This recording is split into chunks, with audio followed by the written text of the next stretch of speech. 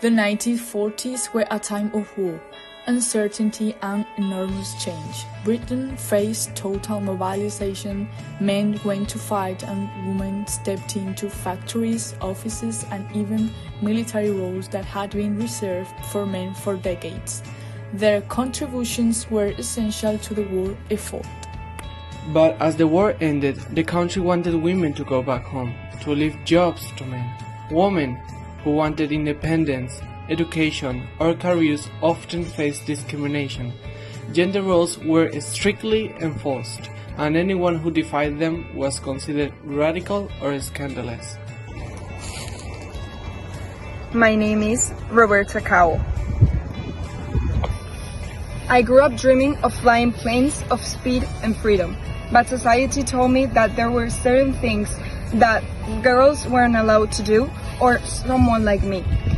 I knew I had to fight, in the air and later within myself.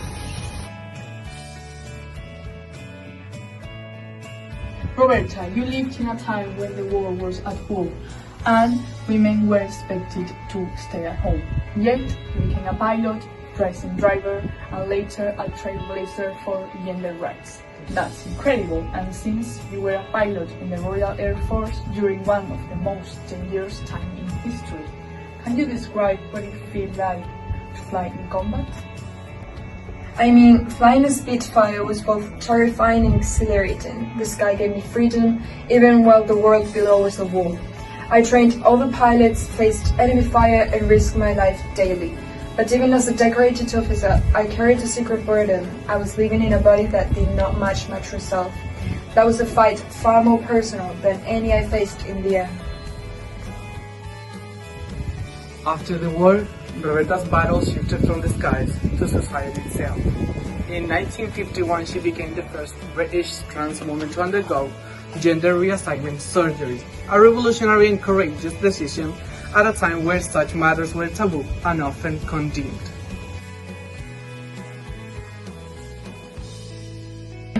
Roberta's story reveals the contradictions women faced in post-war Britain. On one hand, society celebrated female contributions during the war. On the other, women were pressured to return to domestic life, denied independence, and often erased from the narrative of heroism. For trans women like Roberta, these challenges were even greater. Gender norms were rigid, medical understanding was limited, and the social acceptance was nearly impossible.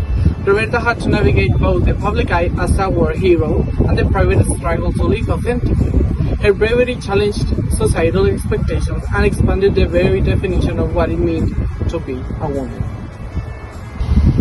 When I think back, my life shows that courage is multifaceted. It's in risking your life in battle, but also in risking judgment, rejection, and prejudice for being yourself. I hope my story reminds people that every woman, whether cisgender or transgender, deserves recognition, equality, and dignity.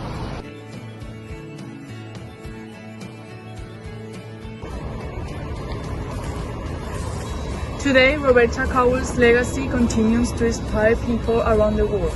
Her courage reminds us that being true to yourself often requires bravery greater than anything we face in life. In a society that still struggles with gender norms, her story encourages everyone to challenge stereotypes and fight for acceptance.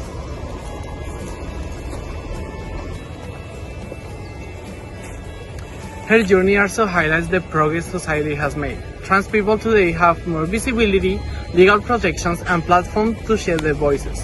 But Roberta's story reminds us that this progress is the result of pioneers who risked rejection, judgment, and even their safety to claim their identity.